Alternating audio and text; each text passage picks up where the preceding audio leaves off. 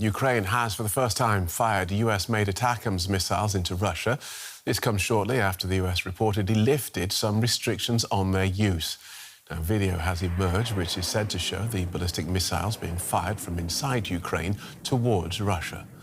Washington had previously only allowed Kyiv to target Russian forces inside Ukraine's borders.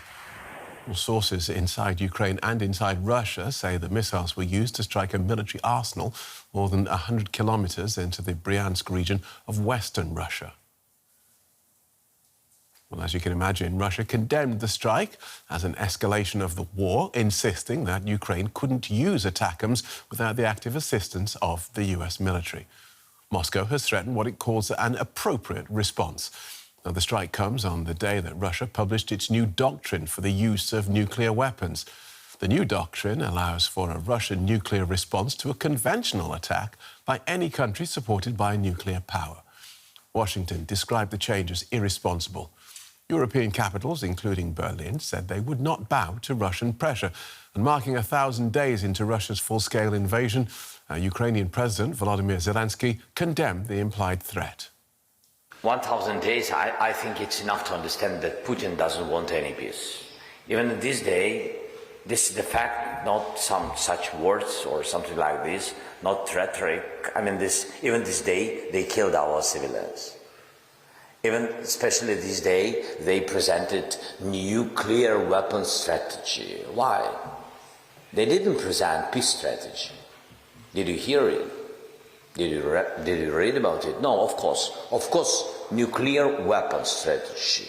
Because he wants just to make chaos in the world. He wants to destroy Ukraine not only, and some other countries of NATO and etc. I don't want to go deeply further to this. I don't want to repeat very simple things.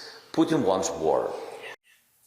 Well, I asked former Ukrainian Prime Minister Arseniy Yatsenyuk about those Russian warnings that the use of ATACMS against Russia could significantly escalate the conflict. Mr. Yatsenyuk, let's start with that ATACMS attack. How significant a development do you see this as being?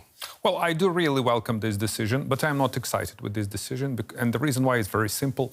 I'm just wondering why we self-imposed any kind of restrictions on Ukraine. So as our American friends and partners decided to deliver these kind of missiles and different ammo to Ukraine, it's up to the Ukrainians to decide what kind of legitimate military target Ukraine is to hit. Except? That's not a silver missile, sir, but this will definitely support and underpin Ukraine's effort to liberate its territory and actually to deter Russians. OK, but the reasons given are that the reasons given previously were that use of these Russians against Russia deep into Russian territory would be seen by Russia as an escalation. And what NATO countries don't want is Russia deciding that it is being attacked by NATO. Well, Russia already attacked NATO with a number of proxy wars. You just mentioned Sabotage Act, when supposedly Russia already cut off the cables. No one has actually said Russia cut those cables. I said supposedly. OK. But look what happened on your sovereign soil when Russia committed an assassinations, poisoning, acts of sabotage, cyber attacks. So war criminal Putin, he already waged the war against Ukraine and against the NATO ally countries. So my take is that, look, we need to act in concert together in order to stop this war criminal Putin. And the idea to provide Ukraine with the missiles has to be shared with the German government. In the morning, I addressed the Berlin Security Conference, and I kindly requested this government or the next government to do the same what Americans have done already, to supply Ukraine with the Taurus missiles. You asked the question over the escalation. I am just wondering, what kind of another escalation Russians can commit?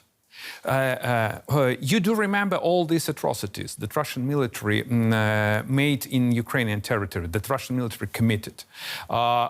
President Putin actually sent in hundreds of missiles against Ukrainian civilians, against Ukrainian infrastructure. Now he will use his usual playbook, which is nuclear saber rattling. But the guy... You think that's a bluff? Absolutely. Look, And just while we're on Putin, just to make it clear, you describe him as a war criminal. A warrant, an international warrant has been issued. Correct. But Correct. he hasn't been convicted of anything. So these are all allegations. The ICC issued an arrest warrant, and the President of the Russian Federation already accused with an international crimes, period. Yes, accused. Accused. Well, not tried yet. Yeah. And what his military have done, this is the war of aggression, and these are acts against not just the international law. This is a clear-cut atrocities. Okay. I wanted to go back to your point about Germany. Germany should be next. Now that the United States has said it will allow the use of its ATACMS missiles, Berlin should allow Ukraine access to these Taurus missiles. That's what you want? Correct. And what do you make of the German reasoning for not allowing that to happen? Well, here is the thing. Putin understands only the language of strengths. It seems that this kind of indecision provokes Putin to escalate.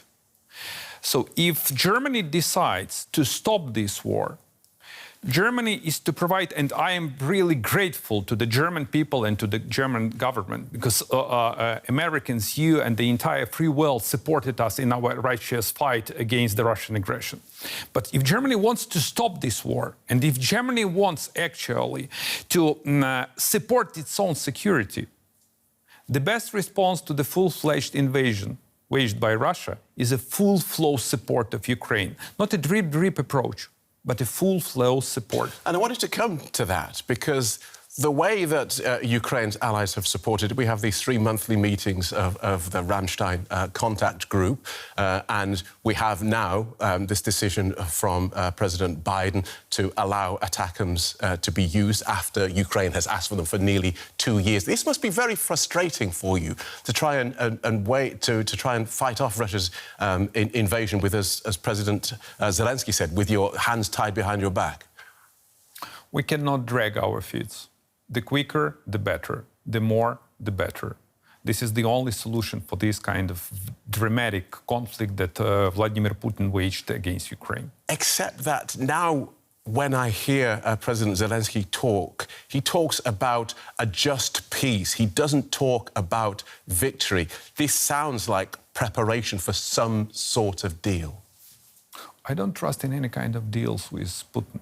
We already had a number of deals, even legally binding deals. What Putin is looking for, he's looking for Ukraine's capitulation. He's looking for the capitulation of the entire free world. And Putin is not alone. Putin is working against the backdrop of China, together with North Korea, Iran, and even terrorist organizations like Hamas, like Houthis.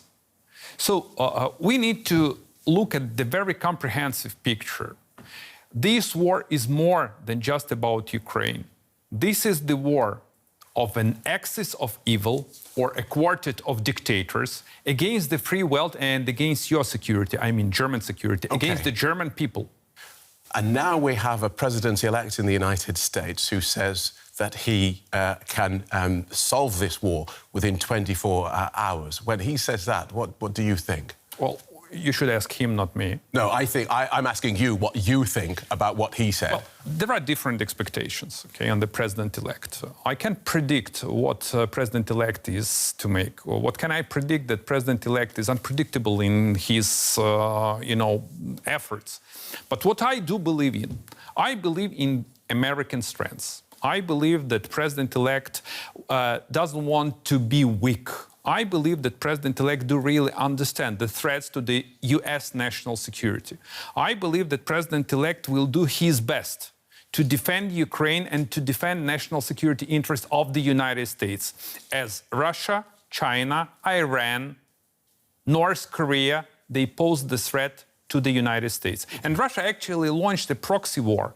I believe, that one can say that it's Chinese launched a proxy war, using Russians as a ram against the free world and the United States. You think China is behind Russia going into... Look, it's an interesting theory, but we don't have time to explore that now. So we'll have to draw this to a close. Invite me next time, please. Yes, sir. we'll invite you back. Thank you so much for coming this time.